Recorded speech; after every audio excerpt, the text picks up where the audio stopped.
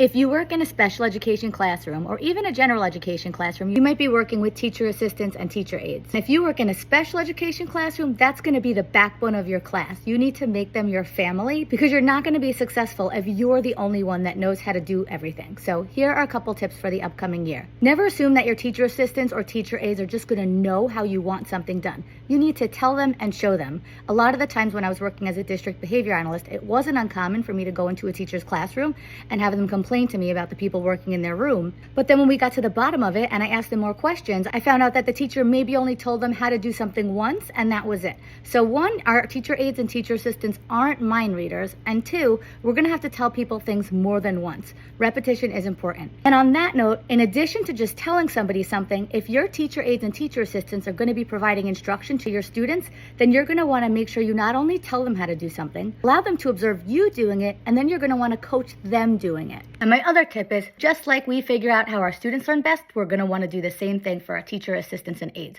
Don't forget, these are the people that you're going to be coming to work with every day. You might even be spending more time with them than you are with your own family. So similar to how we build a rapport with our students, we're going to want to do the same thing with our teacher assistants and aides. They work really hard in our classroom, and it's important that we get to know them, acknowledge them, and let them know how appreciated they are. And don't forget, there was a time when we were just starting out and first-year teachers and unsure of ourselves, and chances are somebody took us under their wing and showed us the way. This is something that I'm going to be going into great detail in my Classroom Mastery course coming out in a few months, but in the meantime, if you have any other tips that you'd like to share, let us know below.